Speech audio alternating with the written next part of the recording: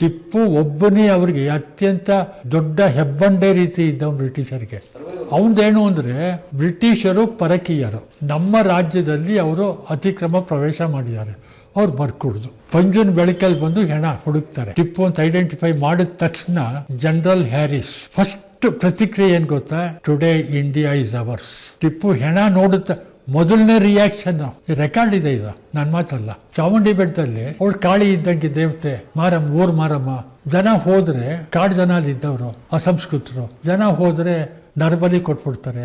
ಅವ್ರು ಮೂಡಿದ್ದಂಗೆ, ಅವ್ರ ಮಾನಸಿಕ ಲಹರಿ, ಖುಷಿ ಬಂದ್ರೆ ಮನುಷ್ಯನೇ ಇಲ್ಲಿ ಹೋದವ್ರನ್ನೇ ಬಲಿ ಕೊಟ್ಬಿಡೋದು. ಇಲ್ಲ ಅಂದ್ರೆ ಮೂಗು ಕಿವಿ ಕತ್ತರಿಸ್ಬಿಟ್ಟು ಮಾಲೆ ಮಾಡಿ ಅವಳಿಗೆ ತೊಡ್ಸೋದು. ಇದನ್ನ ತಪ್ಪಿಸೋದು ಯಾರು? ಹೈದರ್ ಟಿಪ್ಪು. ಆದೇಶ ಮಾಡ್ತಾರೆ, ಕಾವಲಿಡ್ತಾರೆ. ಅಲ್ಲಿ ಹೈವದನ್ ರಾವ್ ಬರೀತಾರೆ, ಇದನ್ನ ಗೆಜೆಟ್ ಇರ್ಲಿ, ನಾನೆಲ್ಲ ಹೇಳ್ತಿರೋದು. ಹೈದರ್ ಟಿಪ್ಪು ದ್ವೇಷಿ ಸಿ ಹೈವದನ್ ರಾವ್, ಮೈಸೂರು ಗೆಜೆಟಿನ ಮುಖ್ಯ ಸಂಪಾದಕರು, ಅವ್ರು ಬರೀತಾರೆ, ದಾಖಲಿಸ್ತಾರೆ.